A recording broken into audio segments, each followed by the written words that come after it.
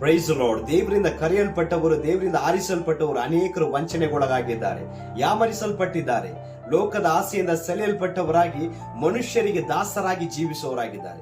ದೇವರವ್ರ ಜೀವಿತದಲ್ಲಿ ದೊಡ್ಡ ಒಂದು ಆಶೀರ್ವಾದ ಇಟ್ಟಿದ್ರು, ಪ್ಲಾನ್ ಇಟ್ಟಿದ್ರು, ಆದ್ರೆ ಅದನ್ನು ಬಿಟ್ಟು ಲೋಕದ ಹಿಂದೆ ಓಡೋರಾಗಿದ್ದಾರೆ ಪ್ರಿಯರೇ. ಆದ್ರೆ ನಮ್ಮನ್ನು ನಾವು ಪರಿಶೋಧಿಸಿಕೊಳ್ಳೋಣ. ಇನ್ನೂ ಸಮಯ ಇದೆ. ಸಮಯ ಇರುವಾಗಲೇ ದೇವರ ಕಡೆಗೆ ಒಪ್ಪಿಸಿಕೊಡಿರಿ. ಸೈತಾನನು ಯಾವ ರೀತಿ ಯೇಸು ಕ್ರಿಸ್ತನನ್ನು ವಂಚನೆ ಮಾಡೋದಕ್ಕೆ ಪ್ರಯತ್ನ ಮಾಡಿದನೋ ಅದೇ ರೀತಿಯಾಗಿ ಮನುಷ್ಯರ ಮುಖಾಂತರ ಸೈತಾನನು ನಿಮ್ಮನ್ನು ವಂಚನೆ ಮಾಡುವವನಾಗಿದ್ದಾನೆ. ನಿಮ್ಮ ಅವಶ್ಯಕತೆಗಳನ್ನು ಪೂರ್ತಿ ಮಾಡುವಂತೆ ಬರುವವನಾಗಿದ್ದಾನೆ.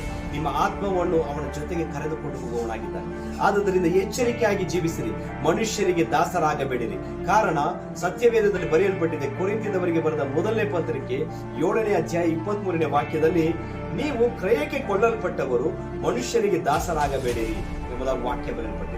ಹಾಗಾದರೆ ದೇವರ ಒಂದು ರಕ್ತದಿಂದ ನೀವು ಕ್ರಯಕ್ಕೆ ಕೊಳ್ಳಲ್ಪಟ್ಟಿದ್ದೀರಾ. ಯೇಸು ಕ್ರಿಸ್ತನು ನಿಮ್ಮನ್ನು ಕ್ರಯಕ್ಕೆ ಕೊಂಡುಕೊಂಡಿದ್ದಾರೆ.